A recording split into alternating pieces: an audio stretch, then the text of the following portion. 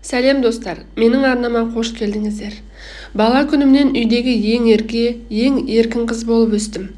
Өйткені екі әпкем атам мен әжемнің көзқуанышы, ал мен әкем мен анамның сүйіктісі едім. Әжемнің мінезі қатал, айтқанымнан қайтпайтын жан болатын. Анамды жақтыра қоймайтын, ұл тумадың деп, кейде анамды кінәлап жататын. Сонда атам шыдамай, келінден не шатағың бар, ұлды да қызды да беретін бір Алла. Сенің осындай пейіліңе ұл бермей жүр, деп анамды қорғап шыға келетін. Әжем де қалыспай, тайтары, менен қандай арамдық көрдің, менің пейіліме күмән келтіретіндей не істедім деп ашуланып қалатын. Ол кезде бала болсам да, осы сөздердің астарында бір мұң, бір өкініш жатқанын сезетінмін. Анам үнсіз қалатын. Әкем анамды жұбатқысы келгендей, қолынан ұстап, жылы жымиып қарайтын. Бірақ анам ешқандай шағымданған емес, ешқашан ашуын көрсеткен емес. Кейін есейе келе түсіндім. Анам нағыз сабыр мен төзімнің, мейірім мен адалдықтың үлгісі екен. Ол ешкімге қарсы сөйлемеді, ешкімге шағынданбады. Бірақ бізді мейірімге, тәрбиенің асылына бөлеп өсірді. Менің әкем ең адал, ең намысшыл адам. Ол ешқашан дауыс көтеріп сөйлемейтін, бірақ қас-қабағымен ақ бәрін орнына қоя алатын. Сол сабырлы қалпы, әділдігі мен мейірімі үшін мен оны ерекше жақсы көрдім. Мен 10 жасқа толғанда өмірімдегі ең ауыр күндер басталды. Анам жол апатынан қаза тапты. Әлемім қаңырап бос қалғандай болды. Сол кезде мені жұбатқан, жаныма демеу болған әкем еді. Ол маған жылама деді. Бірақ өзі түнде көз ілмей терезе алдында үнсіз отыратын. Анамның 40 өткен соң, әкем мен туыстары әкемді екінші рет үйленуге үгіттеді. Балам, жалғыздық қиын, қызыңа да қамқор болатын адам керек деп ақыл қосты олар.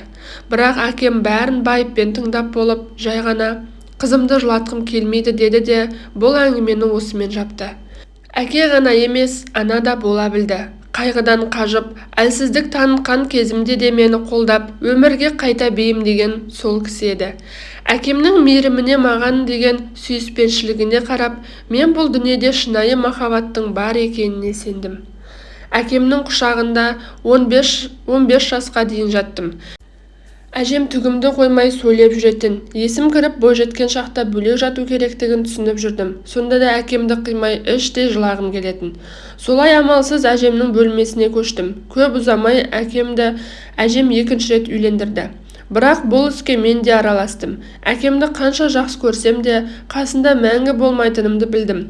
Үлкен әпкем тұрмысқа шығып кеткенде мен де есейдім. Мен де болашақта осылай ұядан ұшады екенмін деп ішімнен жылап жүрдім.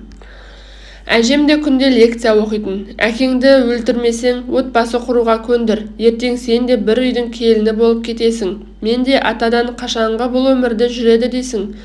Ажал келсе бұл өмірден кетеміз. Сонда әкең жалғыз қалып қояды ғой деп әжем орамалының ұшымен көз жасын сүртті. Осыдан кейін ұзақ ойланып, әжемдікі дұрыс деп, әкеме өзім отбасы құруына кедергі болмайтынымды, тағы да бақытты болуына тілектес екенімді жеткіздім. Сол бір сөзімнен соң әкем баласы бар өзінен кіші әйелмен бас қосты. Өгей анам барынша жақсы болды, десе де іштей әкемді қатты қызғанып жүрдім. Ешкімге көрсетпей жылап та алатынмын. Сөйтіп жүріп мектепті бітіріп оқуға түстім. Екінші әпкем де өз теңін тауып тұрмысқа шығып үлгерді. Әпкемнің тойында бір жігітпен кездейсоқ танысып қалдым. Алғаш рет ол жігітті ұнатып қалған бейбақ едім. Ол жігітті ізімнен қалмай мен туралы барлығын біліп алған. Оқып жатқан оқуыма келіп, гүлі мен шоколадын ұсынып жүрді. Ол жігіт жездемнің бөлесі екен. Солай біздер 4 жыл қыз жігіт болып жүрдік.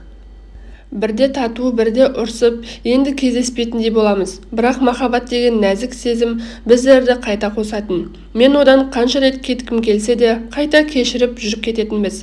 Ол мені қызғанса шашымнан сүйреп ұрып тастайтын. Сонда ақмақ басым соған көндім. Нұртай ұрып соған кешірім сұрап тізерлеп жылайтын. Сол үшін бекен, әлде шын сүйдім бекен, әйтеуір кешіре салатынмын. Сондай мінезін біле тұра дипломымды ала сала тұрмысқа шығып кеттім. Ізімнен қанша жігіт жүгірсе де тек Нұртайды ғана көретінмін. Онсыз өмір сүру мүмкін емес сияқты. Әпкем мені алып қашып кеткенде ізімнен қуып келді. Оңашада сөйлесеміз деп есікті жауып алып, сенің есің дұрыс па? Жездеңнің бөлесі екенін біліп тұрып менен неге сұрамадың? Бұл нашар отбасы. Нұртай сені бақытты қылмайтын біреу, ішетіні мен шегетіні бар деп естіп жүрмін. Жүр қайтамыз, орамалыңды шеш деп мені ол үйден алып кеткісі келді. Ал мен кеткім келмеді. Әпкемнің айтқандарының барлығын жалған көрдім. Жоқ, мен кетпеймін. Нұртаймен 4 жыл жүрдік, қайтпаймын, есік көрген қыз атанғым келмейді деп шықпай қойдым. Әпкем ашуланып, жақсы, қалсаң қал, бірақ ертеңгі күні сорың ағып үйге барушы болма, ата-әжеңді, әкеңді жерге қаратушы болма, бақытты бол деп бөлмеден шығып кетті. Тойдан-ақ белгілі болды нашар отбасы екенін. Өгей анама ештеңе тақпады, құдағай деп те сыйламады. Әжептәуір әжеме деп күміс білезік бергені есімде. Менің туыстарым көбі ренжіп қалғанын кейіннен естідім. Бірақ әкем бәріне қарсы келіп, қызым жыламай бақытты болса болды. Қалың малды қалай әкелсе де шүберек матаға бола ешкімнің берекесін алмаңдар деп тыйып тастаған. Тойда жайылған дастарханда, құда жолға жайылған дастархандай болды. Анау айтқандай жейтін ештеңесі жоқ. Әр жерге шоқитып арзан кәмпитті себелеп қойған. Әпкемнің тойындағыдай жайған дастархан болмады. Мен де ренжідім. Сол ренішімді Нұртайға ішіме сыймай айтып едім, шашымнан сүйреп ұрып тастады. Келін болып түскеніме бір күн болмай таяқ жедім. Содан қатты өкініп едім, бір апта бөлмеден шыға алмадым. Шығайын десем бетім ісіп, көзім көгеріп кеткен. Енемде өтірік айтудың қас шебері екен. Келген адамдарға келін ұшынып ауырып қалып бөлмесінен шыға алмай ауырып жатыр деп сендіріп қойды. Қонақтар кеткесін, әй сорлы, келмей-ақ таяқ жедің, тілің ұзын болғасын таяқ жегесің да. Бұл үйде келін деген мылқау, соқыр болу керек деп ақыл айтқаны есіме түссе, өзімді жек көріп кетемін. Ауылдан жұмыс болмай қалаға Нартай екеуміз бөлек шықтық. Пәтер жалдап тұрып жаттық. Бірде әпкем келіп, әкем беріп жіберген соғымды тастап кетті. Әкемді есіме алып көңілім босап кетті. Нұртайға қанша жалынсам да төркінге бармайтын. Менің төркінімді жау көретін. Білмеймін, ешқандай зиян көрмесе де, күйеу бала болып әкем отырған шаңыраққа аяқ баспады. Арада 3 жыл өтті. Нұртай екеуміз арамыз суып кеткендей. Ол мені себепсіз ұрып соғуын қоймады. 2 рет түсік тастадым. Бәрін тастап әкемді сағынып ауылға тартып кеттім. Әкем қатты жүдеп кеткен кезім. Әкем мені көріп бір жылап алды. Оларға қайтып келгенімді айта алмадым. Әжем де сол кезде төсек тартып жатыр екен. Әжемнің халін сұрап барған адамдай болып 2 күннен соң қалаға қайтып бардым. 2 күн жоғалып кеткенім үшін күйеуімнен әбден таяқ жеп ауруханадан бір-ақ шықтым. Нұртай қолымды сындырып басымды жарды. Сондағысы менің көзіме шөп салып, мен оның көзіне шөп салыппын. Ауылға әжеме бардым десем де сенбеді. Сен салдағы 2 күн бойы бір еркектің астына жатып келдің деп көздері қызарып әбден ұрған еді. Сөйтсем шегіп алған екен сорлы. Мен оны білмей келіппін. Ашуланса көздері қызарып өзіне ұқсамай кететін еді. Ауруханада ұзақ жаттым. Кіші әпкем естіген ғой менің жағдайымды. Өйткені есімді жимай ұзақ жаттым. Әкеме амалсыз хабар берген екен.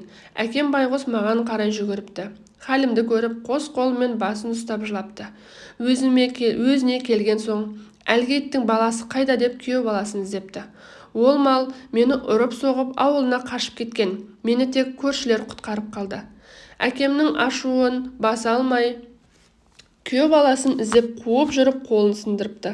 Қалтасына тыққан пышақпен әкем Нұртайдың қолын жарақаттап сындырыпты. Енді қызымды ұра алмайсың деп Нұртайды аңдап жүріп қан жоса қылып, бәрі мен үшін еді.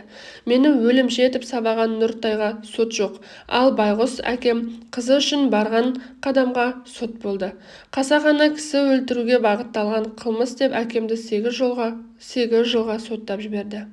Кешірші әкешім, мен сорлы қызыңды кешірші. Осы бір оқиғадан соң туыстарым менен сырт айналды. Әпкелерім мені жек көреді. Өгей анам мені өз үйіне кіргізбей қуып шықты. Әжем мен атам төсек тартып жатып қалды. 5 жыл өтті. Әкем әлі де түрмеде. Мен ажырасып кеттім. Әр демалысымда әкеме барып тұрамын. Мені тек қана әкем ғана жақсы көреді. Әкеме Алла ұзақ ғұмыр берсе екен. Әңгіменің соңы. Арнама тіркеліп, маған қолдау көрсетіп кетіңіздер.